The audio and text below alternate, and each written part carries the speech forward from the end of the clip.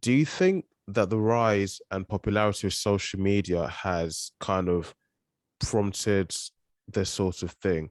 Because I'm thinking if there wasn't the ease of putting out this sort of stuff onto the internet, into the public domain for all to see, I mean, even outside of television, do you think we would have even seen anything like this? Because for me, I couldn't teach something that I don't know. And you know, if I don't know this, I'm not gonna pretend that I know it. That I know it, I'm going to admit to you that I don't know it, because if it's later found out that actually I've lied to you, I think that's going to be far worse and make you look, you know, far more. It'll be a lot. Just won't make you look good at all. Well, I think in a way, yes, but there's also evidence no. So like, and I'll explain. Like, I do think I just did a video, by the way, on our YouTube channel about why TikTok is not a dojo. All right. And so like you have these like fly by night martial arts instructors who will put up like a 30-second video of self-defense, and they have no clue what they're doing, but they'll have like millions of followers. Like the guy that I posted about, he has 2 point something million followers on TikTok. And I watched every one of his videos. And I got to tell you, 90% of it is just made up. He seemed to have watched a video online and tried to recreate it and recreated it poorly. He didn't do a rear naked choke properly, which is really hard to fuck up. Like you can watch MMA and see how to do a rear naked choke. It's not that hard, but he messed that up. You know, he's messing up Americanas, Kimuras. He just looks at it and seems to just regurgitate it online without knowing what he's doing. And he gets millions of views. So in that sense, are, you know, other things like 5-minute crafts. 5-minute crafts has tons of money. They could hire a legitimate martial arts instructor, but they seem to get like Susan from accounting to get on there and like teach this random garbage, like these things that would clearly not work. And so in that sense, yes, I think that helps perpetuate bullshit, because again, if you're following something, there's a little bit of trust there. And so you would assume that they brought in experts to help teach these things, because people who watch 5-minute crafts are there and hope that these things are going to be useful. And they would assume that 5-minute crafts wouldn't just put out nonsense, when unfortunately they do. But even bigger corporations like Tech Insider, they have a subsidiary called Business Insider.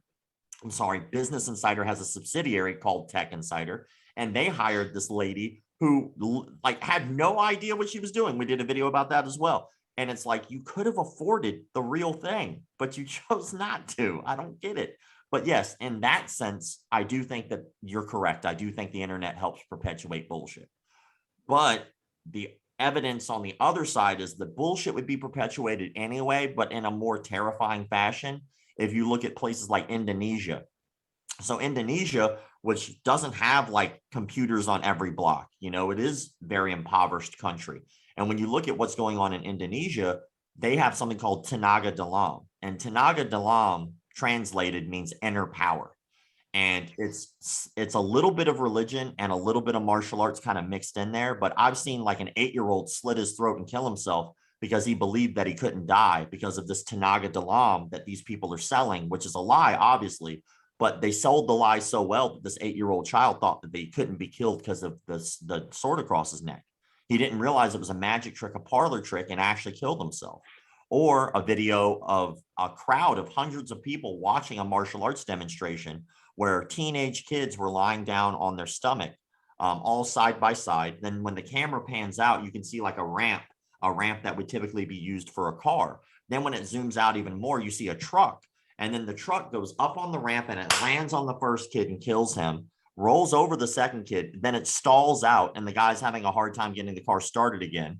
And then the third kid backs out because he was smart, but then it runs over the other kids. Now, I'm assuming the other kids didn't get hurt because of the momentum, which I'm assuming was the goal of proving this Tenaga Dalam. But the first child died.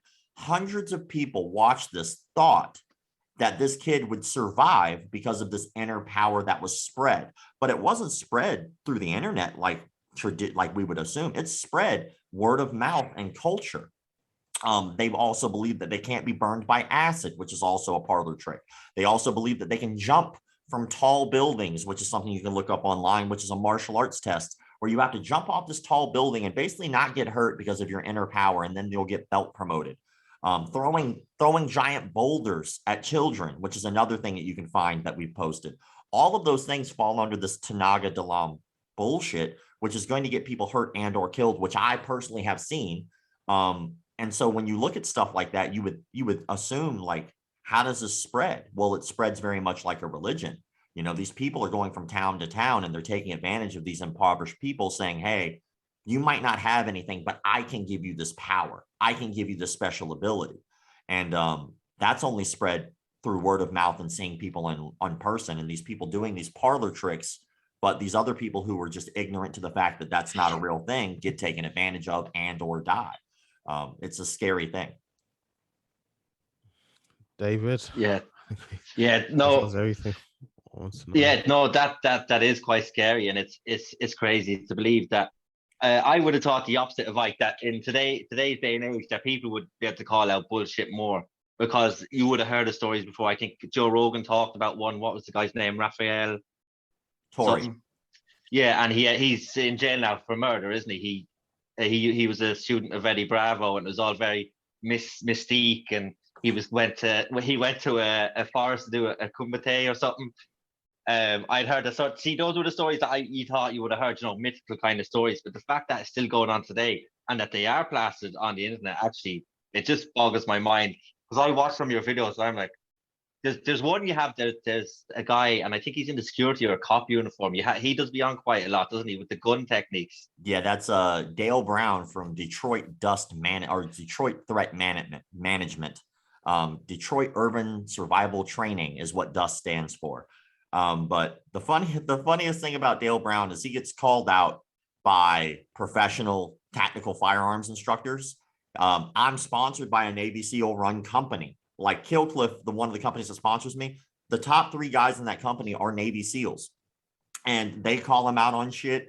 Tim Kennedy has called them out. Michael Bisping has called them out. Henner Gracie, one of the nicest dudes in martial arts ever, has laughed at this man.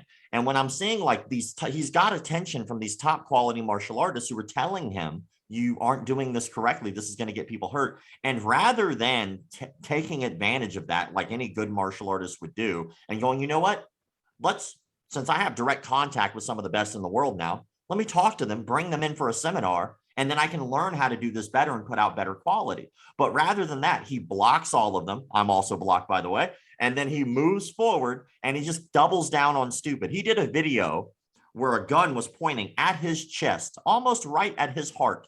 And his video was how to disarm a gun after you've been shot.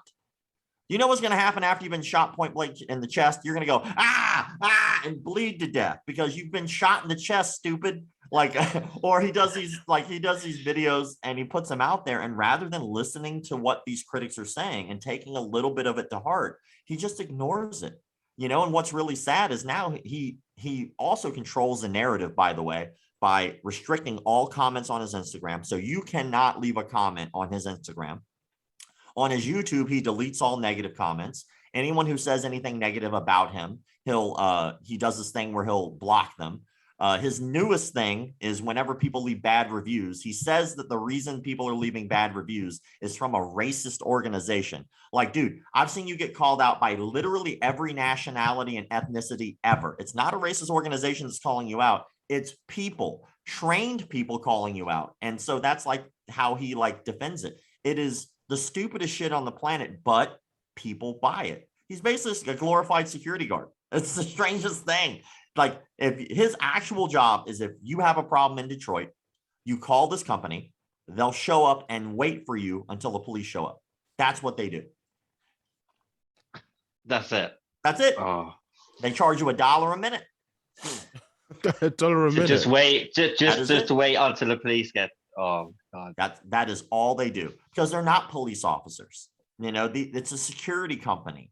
It's an outsourced security company that will literally do nothing. They wait there for you. And there's a lot of contradicting information as well, which is really funny. He kept repeating that none of his people had ever been hurt. When literally today, one of his people admitted to getting shot while at a nightclub. It's like, I thought none of your people got hurt. I have it right here. Where'd it go? Oh, here it is. The dude, literally 4 hours ago, this guy, Dale Brown, admits none of my people have ever been seriously injured. Check out what this guy said. Hi, I'm an original Viper. Viper, by the way, was his security team, what he would call that.